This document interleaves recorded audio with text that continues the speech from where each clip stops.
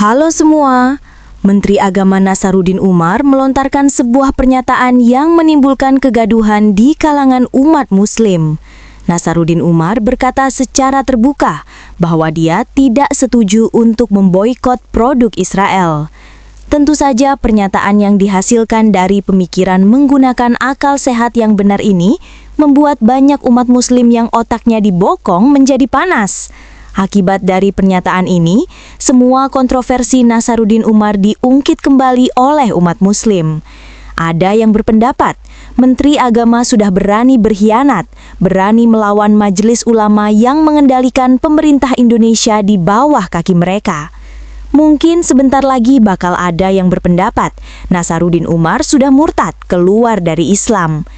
Ada yang berpendapat, ini berarti Nasaruddin Umar sudah pro-Israel.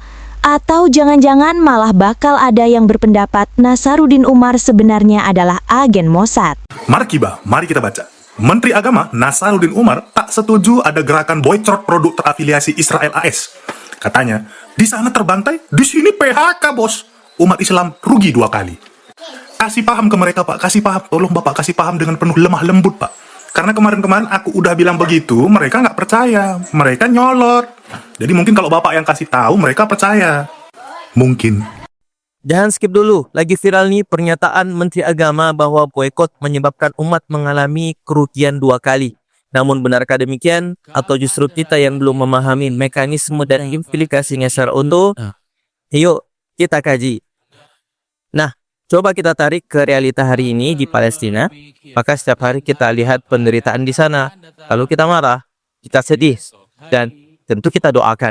Tapi pertanyaannya, apakah kita sudah berkontribusi nyata? Nah, memang jujur ya, kita akui bahwa boykot bukan solusi utama untuk membebaskan Palestina dari penjajahan. Tapi, apakah itu berarti boykot tidak punya peran sama sekali? Nah, justru disinilah letaknya. Boykot adalah bagian dari ikhtiar dan salah satu cara yang realistis yang bisa dilakukan oleh umat secara global tanpa harus angkat senjata. Tentu ini bukan solusi tunggal, tapi bagian dari tekanan kolektif. Karena dalam realitas dunia hari ini, kekuatan itu juga ada di ekonomi. Yang mungkin sering dikhawatirkan oleh orang-orang, termasuk Menteri Agama kita, bahwa ketika boykot terjadi, maka PHK akan di mana-mana. Oke, itu valid. Tapi kita harus paham satu hal penting, bahwa kalau produk diboykot, maka demand atau permintaan itu nggak akan hilang. Dan kebutuhan tetap ada, namun hanya berpindah. Artinya, uang yang tadinya mengalir ke pihak yang terafiliasi dengan penindasan bisa dialihkan produk lain, terutama produk lokal dan usaha umat Islam tentunya. Nah, ini bukan menghancurkan ekonomi, namun ini menggeser arah ekonomi. Kalau umat kompak nih, maka produk lokal naik, UMKM tumbuh, maka lapangan kerja baru bisa terbuka. Nah, jadi bukan rugi 2 kali ya, tapi peluang bangkit sekaligus bentuk keberpihakan kita.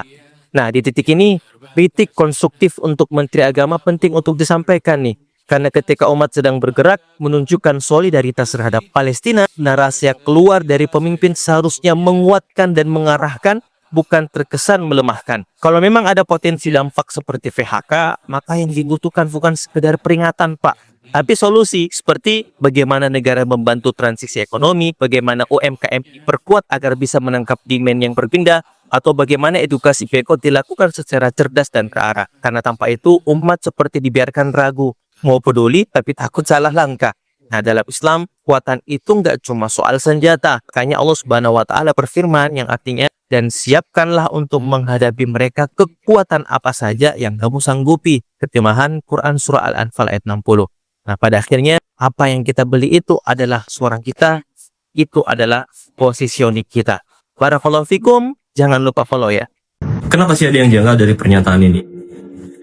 Ketika penderitaan itu jelas terlihat, ya, penjajahan genosida itu terjadi, tapi yang dibicarakan justru kerugian-kerugian ekonomi. Apakah ini tentang moral kita yang keliru, atau ini sistem kita yang belum siap menampungnya? Maksudnya gini teman-teman ya, secara ekonomi, boykot itu memang bisa mendorong kemandirian. Seperti dalam event industri argumen ya, di mana tekanan pada produk luar itu bisa memberikan ruang bagi industri lokal untuk tumbuhkan gitu ya. Tapi itu tidak terjadi otomatis. Kalau kita tanpa kapasitas, tanpa kesiapan produksi, menjadi rasional yang jatuh lebih dulu itu justru pekerja kita sendiri, banyak PHK, pengangguran. Namun di sisi lain boykot juga sebetulnya bukan sekedar angka. Boykot itu bahasa moral, sikap kita kan itu. Nah dalam semangat itu, konsumsi itu adalah sikap tentang keberpihakan kita, tentang apa yang kita anggap benar. Negara itu sebenarnya nggak boleh nyinyir dalam mematikan moral publik. Tapi juga tidak boleh membiarkan energi itu berakhir jadi kerugian kolektif kan gitu ya. Nah tugas negara lebih pada bagaimana mengubah reaksi publik itu menjadi strategi. Dengan apa? Mengarahkan boykot agar diikuti oleh penguatan industri lokal, juga tentang pelindungan tenaga kerja, dan juga penciptaan alternatif-alternatif yang memang dirasakan yang real gitu.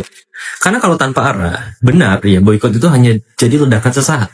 Tapi juga kita nggak boleh menafikan, karena dengan strategi, boykot itu justru bisa menjadi awal dari kemandirian.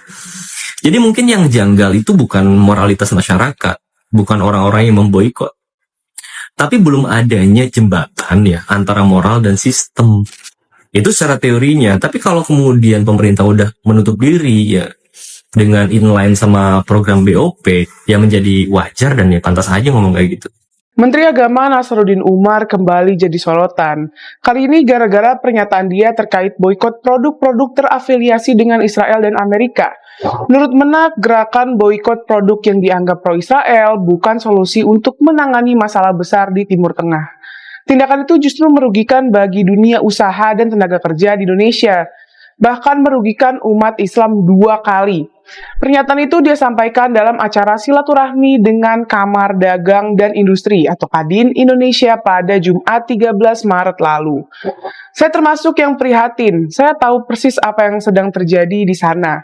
Boykot ini bukan jalan keluar, ungkap Nasaruddin. Menak mengungkapkan akibat boykot itu sekitar 3.000 karyawan di Indonesia kena PHK dari salah satu restoran cepat saji. Ini berarti umat Islam 2 kali rugi. Di sana dibantai, di sini di PHK, tegasnya. Menak juga mengungkapkan sejumlah negara-negara Islam lain tidak melakukan aksi itu. Di sejumlah negara itu tetap menjual produk-produk yang dianggap pro-Israel. Buktinya di Mesir, Lebanon, di mana-mana ada McDonald's. Masa kita di sini jauhi imbuhnya. Pernyataan itu pun mengundang pro dan kontra dari netizen Indonesia. Sebagian menghujat Menak, sebagian yang lain mendukung pernyataan itu. Jangan-jangan dia agen Israel nih, tulis seorang netizen yang kontra. Setidaknya kita sudah tahu Bapak berpihak kemana, nauzubillah, tulis yang lain. Bodoh amat, nggak mau dengerin omonganmu, tetap boikot produk Israel. Laknatullah, tulis yang lain lagi. Sebagai netizen lainnya justru pro dengan pendapat Menak.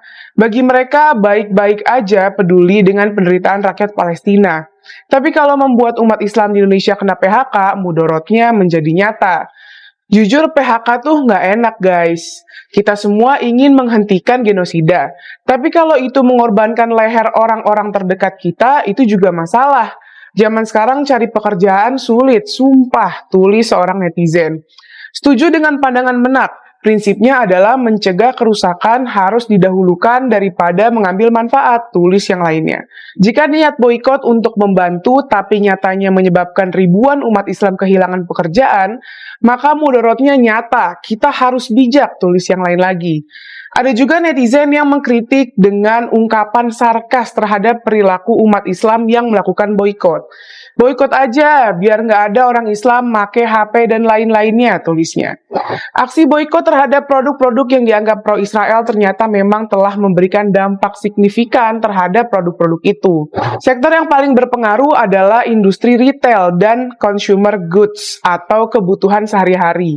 Menurut Asosiasi Pengusaha Pemasok Pasar Modern Indonesia, terjadi penurunan transaksi antara 40-50% sejak aksi itu dilakukan. Penurunan juga dialami oleh McDonald Indonesia. Walaupun tidak disebutkan nilai presentasinya, PT Rexo National Food, pemegang waralaba McDonald Indonesia, mengaku terjadi penurunan signifikan. Kerugian dialami juga oleh Kentucky Fried Chicken atau KFC. Pada kuartal ketiga tahun 2024, kerugian mencapai ratusan miliar. Penurunan juga dialami oleh produk merek global kategori ibu dan bayi yang mengalami kemerosotan, produk terjual mencapai 18,3%.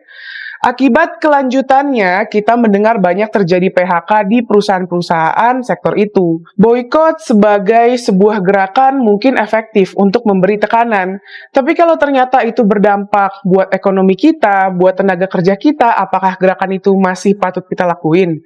Gimana menurut kalian? Coba komen di bawah ya. Mari kita baca beritanya. Ini dari Sketsa Nusantara. Sederet kontroversi Nasaruddin Umar, Menak ramai dikritik karena tak setuju dengan gerakan boikot produk AS Israel di tengah ketegangan konflik Timur Tengah. Menteri Agama, Nasaruddin Umar kembali menjadi perbincangan hangat publik lantaran perkataannya yang tidak mendukung aksi boikot produk Amerika Serikat dan Israel di tengah ketegangan konflik Timur Tengah. Belum lama ini, Imam Besar Masjid Istiqlal itu menyampaikan keprihatinannya karena terhadap maraknya gerakan boikot terhadap produk yang berkaitan dengan AS Israel. Menurutnya, konsep boikot ini justru merugikan banyak orang dan bukan jalan keluar terbaik untuk mengatasi persoalan yang terjadi di Timur Tengah dan justru merugikan dunia usaha di Indonesia. Saya prihatin dengan konsep boikot ini karena saya tahu persis apa yang terjadi di sana. Boikot bukan jalan keluar untuk mengatasi persoalan besar yang ada di Timur Tengah, ujarnya dalam acara buka puasa bersama Kadin Indonesia di Masjid Istiqlal, Jakarta pada hari Jumat 13 Maret 2023. Ini berarti umat muslim rugi dua kali. Di Palestina banyak yang dibantai, di Indonesia banyak yang di-PHK akibat aksi boikot ini. Yang untung siapa? Tandasnya. Menak menilai dampak boikot akibat konflik yang terjadi di luar negeri membuat pekerja di dalam negeri justru kehilangan pekerjaan. Melihat hal ini, ia mengajak masyarakat untuk memberikan dukungan kepada dunia usaha yang dinilai sedang menghadapi tekanan dari berbagai sisi. Pernyataan Nasaruddin Umar ini mendapat sorotan tajam publik dan menuai kritik dari warganet. Banyak yang menilai perkataan Menak itu kontradiktif dengan Majelis Ulama Indonesia atau MUI yang justru mendukung penuh aksi boikot terhadap produk AS Israel. Bukan tanpa alasan, MUI mendukung gerakan boikot terhadap produk pro-Israel, bahkan disebut-sebut sebagai kewajiban umat muslim untuk menghentikan genosida Zionis di Palestina. Perkataan Nasaruddin Umar tersebut menambah daftar panjang sederet kontroversi Menteri Agama. Sebelumnya, ia juga pernah ramai jadi sorotan karena perkataannya soal guru dan kewajiban zakat yang dianggap tidak perlu hingga penggunaan jet pribadi yang memicu dugaan gratifikasi. Dihimpun sketsanusantara.id dari akun Instagram Kemenak RI dan berbagai sumber, berikut sederet perkataan Nasaruddin Umar yang memicu polemik dan belakangan ini kembali jadi sorotan publik. 1. Bandingkan guru dengan pedagang. Nasaruddin Umar sempat menuai kritik tajam pada bulan September 2025 lalu karena perkataannya tentang guru yang seharusnya tidak mencari uang seperti pedagang, melainkan fokus pada pengabdian untuk mencerdaskan bangsa. Pernyataan ini dianggap merendahkan profesi guru dan mengabaikan hak mereka yang seharusnya memberikan kesejahteraan yang layak kepada tenaga pendidik. Melalui akun Instagram resmi Kemenak RI, Nasaruddin menyampaikan permohonan maaf dan mengklarifikasi bahwa maksud dari perkataannya adalah menekankan kemuliaan profesi guru sebagai panggilan jiwa yang berperan besar dalam mencerdaskan bangsa. 2. Zakat tak populer. Di penghujung 2025, Nasaruddin Umar kembali mendapat sorotan tajam publik karena perkataannya soal zakat yang dianggap sebagai tindakan yang tidak populer. Pernyataan ini muncul dalam konteks diskusi mengenai efektivitas pengentasan kemiskinan di Indonesia. Nasaruddin Umar menilai bahwa selama ini zakat seringkali hanya dianggap sebagai kewajiban ritual individu, sehingga daya dobraknya terhadap ekonomi nasional masih rendah atau tidak populer sebagai solusi makro. Pernyataan ini menuai kritik tajam, termasuk dari beberapa tokoh agama. Banyak ulama yang mengingatkan bahwa zakat merupakan salah satu rukun Islam dan wajib dikeluarkan seorang muslim atau badan usaha untuk dibagikan kepada mereka yang membutuhkan. Sadar dirinya telah melakukan kesalahan, Menak Nasaruddin kembali menyampaikan permohonan maaf. Ia juga menegaskan bahwa zakat tetaplah kewajiban yang wajib dibayarkan umat Islam yang menunjukkan ketakwaan kepada Allah SWT. 3. Penggunaan jet pribadi dan isu gratifikasi. Pada awal tahun 2026, Nasaruddin Umar kembali ramai diperbincangkan terkait penggunaan fasilitas jet pribadi milik Usman Sabtaodang saat berkunjung ke Takalar, Sulawesi Selatan. Untuk menghindari polemik berkepanjangan, Nasaruddin berinisiatif melaporkan penggunaan fasilitas tersebut ke Komisi Pemberantasan Korupsi guna memastikan tidak ada pelanggaran aturan gratifikasi. Menak membantah tuduhan gratifikasi dan menegaskan kunjungan tersebut adalah undangan keluarga. Kebijakan Natal bersama dan kurikulum cinta. Kebijakan yang diusung Nasaruddin Umar terkait program Natal bersama di lingkungan Kementerian Agama dan wacana kurikulum cinta memicu perdebatan di kalangan ulama. Beberapa pihak termasuk Ketua Umum MUI Sumatera Barat mengkritik langkah tersebut sebagai bentuk pemaksaan keseragaman yang tidak mencerminkan toleransi sejati. 5. Kunjungan ke lembaga Yahudi. Pada tahun 2024 lalu, Nasaruddin Umar ramai disorot karena mengunjungi Amerika Serikat untuk mengikuti program studi agama Yahudi dari American Jewish Committee atau AJC. Hal tersebut kembali jadi perbincangan publik setelah terjadi polemik terkait kunjungan 5 intelektual muda Nahdlatul Ulama ke Israel untuk bertemu Presiden Isaac Herzog. Di tengah polemik tersebut, jejak digital keterlibatan Nasaruddin Umar dengan organisasi pro-Israel seperti AJC di masa lalu diangkat kembali oleh sebagian pihak sebagai bahan kritik atau pembanding. Namun, Masjid Istiqlal menjelaskan bahwa kehadiran Nasaruddin dalam undangan AJC murni sebagai tokoh agama dan akademisi, bukan dalam konteks politik. Nah, itulah berita tentang Nasaruddin Umar yang sudah berani melawan Majelis Ulama Indonesia dan seluruh umat Muslim di Indonesia dengan berkata tidak setuju dengan memboikot produk Israel. Walaupun saya banyak tidak setuju dengan Pak Nasaruddin, tetapi kali ini saya setuju dan sangat mendukung. Menurut teman-teman, apakah Nasaruddin Umar sudah murtad? Apakah Nasaruddin Umar adalah agen Mossad? Tulis jawaban teman-teman di kolom komentar video ini ya. Sekian video kali ini, sampai jumpa di video yang akan datang. Naikkan gaji, kurangi pekerjaan, tambahkan fasilitas ibadah, perbanyak cuti. Aduh, pusing gue sama orang-orang ini. Kerjanya malas, keterampilannya kurang, tetapi nuntutnya banyak banget. Hai, apakah kamu baik-baik saja? Masalah SDM di perusahaan bikin aku pusing. Pasti masalahnya mereka malas kerja, kemampuan kurang, dan banyak menuntut kan? Loh, kok kamu tahu? Tentu saja, semua orang tahu sifat mayoritas Indonesia. Jadi solusinya apa? Apakah kamu sudah coba ganti dengan orang-orang Kristen?